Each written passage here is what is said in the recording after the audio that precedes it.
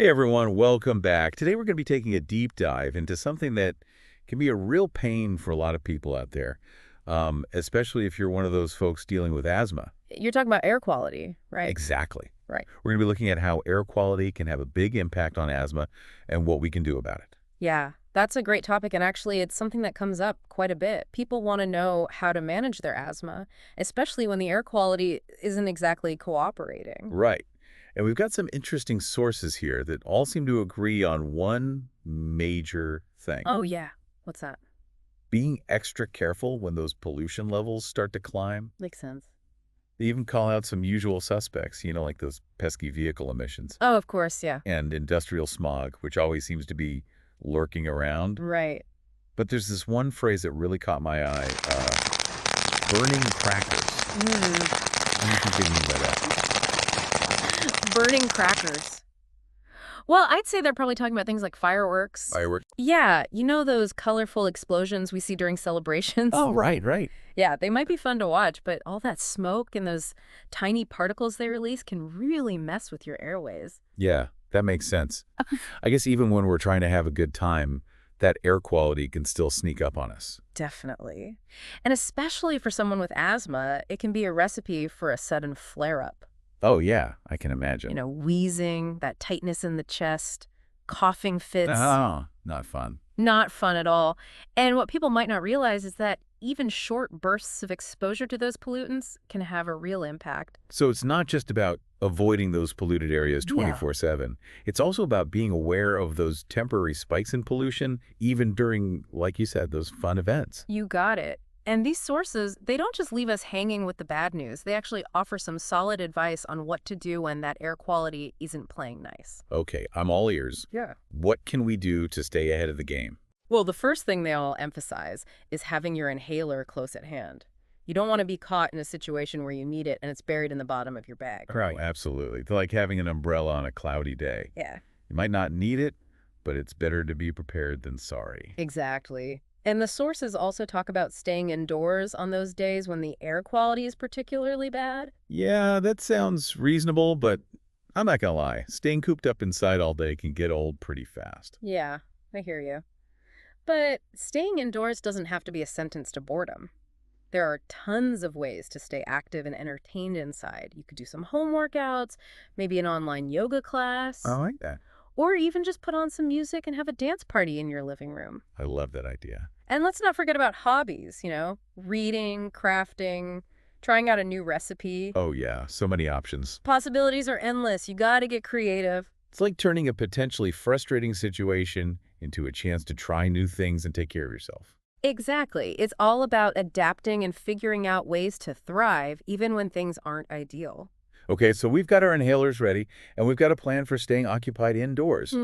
But how do we even know when the air quality is bad enough that we need to take these precautions? That's where the air quality index, or AQI, comes in. AQI, yeah, that rings a bell, but honestly, I'm not totally sure what it is or how to even check it. Think of it like the weather forecast, but for air pollution. It tells you how clean or polluted the air is in your area. And the best part is, it's really easy to find this information. Oh, cool. There are websites and apps specifically for it. Oh, cool. And even some weather reports will include the AQI. Oh, wow. So just like I check the weather app to see if I need a jacket, I can check the AQI to see if I need to take extra precautions for my asthma. You got it. Yeah. The AQI uses a scale, kind of like a rating system, to show the pollution level. Different ranges on that scale represent different health concerns. Okay, so let's talk about those ranges.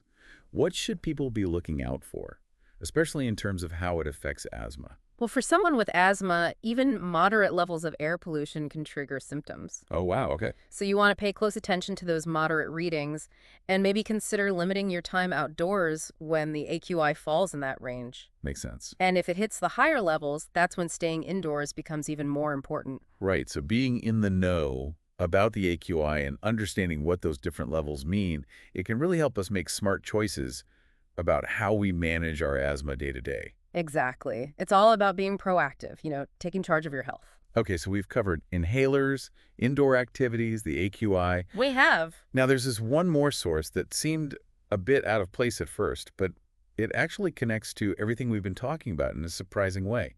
It's about sexual wellness. Ah, yes. I see what you mean. That one might seem like it came out of nowhere, but it actually highlights something really important in managing asthma, something that often gets overlooked. Really? What's that? Stress. Stress. How does that fit into all of this?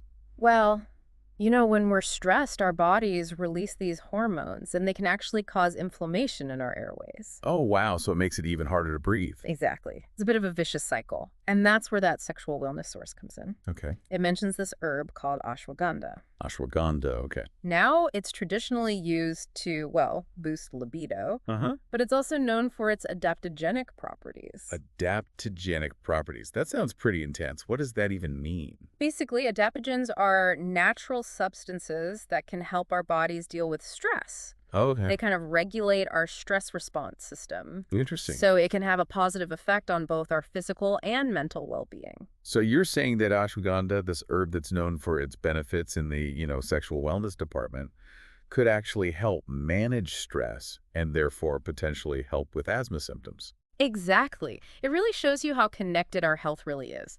Something that might seem completely unrelated to asthma can actually play a pretty big role in managing it. That's pretty amazing. It really makes you think differently about health. It does. Now, it's important to remember that the research on ashwagandha specifically for asthma, it's still in the early stages. Okay. But the link between stress and asthma, that's well established. So finding ways to manage stress is definitely something worth exploring for anyone with asthma. Absolutely. Okay, so besides maybe trying ashwagandha, what are some other things people can do to manage stress and keep those asthma symptoms under control? Well, there's a lot of great options out there. Okay. Things like exercise, meditation, spending time in nature, they've all been shown to help reduce stress. Yeah, those all make sense. And it doesn't need to be anything complicated. Right. Even taking a few minutes each day to just focus on your breathing, quiet your mind, can make a big difference. Those are great suggestions. It's like building your own personal toolkit of stress management techniques. Precisely. And it's important to remember that what works for one person may not work for another. Right. It's about finding what works best for you. And incorporating it into your routine. Exactly. You mentioned earlier that the research on ashwagandha for asthma is limited. Yeah. Does that mean we shouldn't even consider it as an option? Not at all. It's true that more research is needed, Okay. but there's certainly no harm in exploring natural remedies like ashwagandha, especially if you're also incorporating other stress management techniques. Right. It's all about finding that balance, you know? I think sometimes we get so caught up in waiting for the definitive scientific proof that we forget about personal exploration, listening to our own bodies. I totally agree. It's about finding that balance between traditional medical approaches and exploring those alternative options that resonate with you. Okay, so let's do a quick recap of what we've learned today. We talked about being aware of air quality and taking precautions when pollution levels are high. We talked about practical tips like having your inhaler nearby, staying indoors on those bad air quality days, and checking the AQI regularly. Right. And we also talked about the connection between stress and asthma. Yes. Exploring potential benefits of natural remedies like ashwagandha and how important it is to incorporate those stress management techniques into our lives. Exactly. I think the biggest takeaway here is that managing asthma, it's more than just medication and avoiding triggers. Absolutely. It's about taking a holistic approach to your health, looking at both your physical and mental well-being. It really is about understanding how interconnected our bodies and minds are and finding ways to support them both. It's about empowering yourself with knowledge and taking an active role in your own health journey. Yeah, it really is about connecting the dots. Right. Realizing that something like stress management, which might seem totally unrelated to asthma, can actually make a huge difference. You said it. And this brings us to a final thought, something for you to think about. How can understanding this link between stress and asthma help you be more proactive in managing your condition? That's a really interesting question to consider. It really encourages us to think beyond just the typical ways of managing asthma. Absolutely. Managing asthma, well, it's not a one-size-fits-all thing. Right.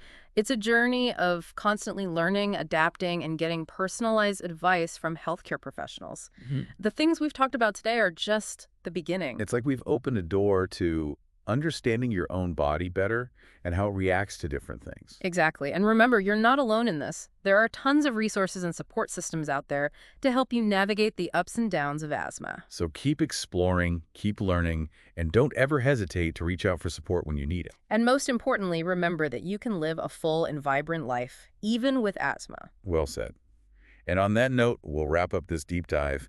We hope you found it informative and empowering. Yeah, and maybe even a little bit inspiring. Until next time, stay curious, stay informed, and take good care of yourselves.